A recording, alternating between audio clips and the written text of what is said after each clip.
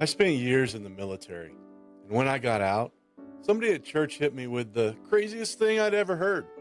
They looked me dead in the eye and said, "All that military stuff, you need to leave that behind. It has no place."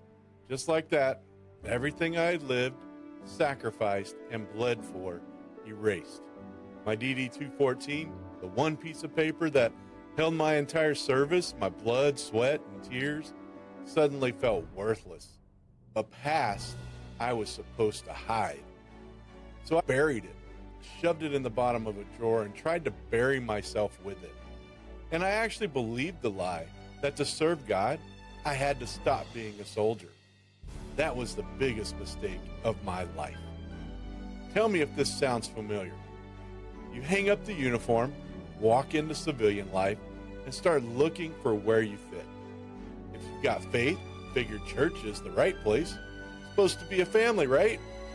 But for so many vets, it feels like another planet, a different language, different culture.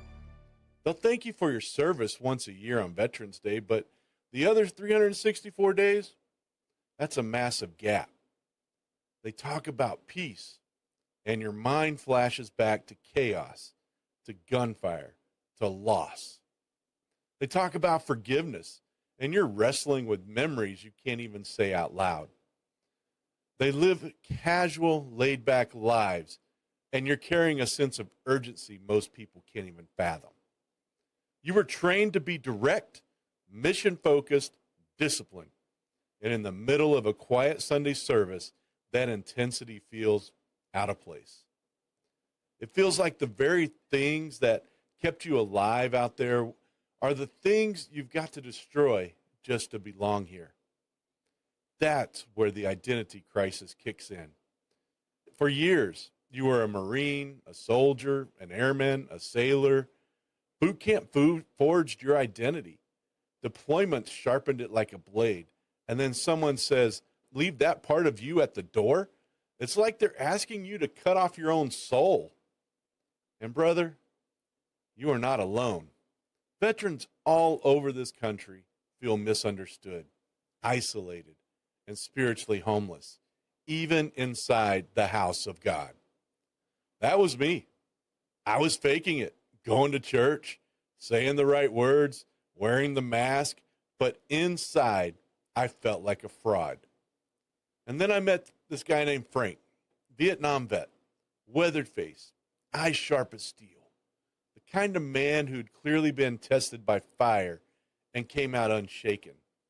I opened up my story to him one morning, told him about how I felt like my military past was a dead weight on my spiritual future. He just listened. And when I finally ran out of words, he didn't hand me some cheap cliche. He leaned in and said, "Can I see your DD 214? That question floored me. No one had ever asked to see it. But I went home, dug it out of that drawer like I was pulling up something buried in a coffin. It felt heavy, like a gravestone. Next week, I handed it to him, and he didn't skim it. He studied it. His finger traced every section. When he looked back up, his eyes had the next level understanding that only comes from someone who's been where you've been. You think this is a history document, he said, a record of what you did? But you're wrong. This isn't history. It's a resume. It's your list of qualifications for the kingdom.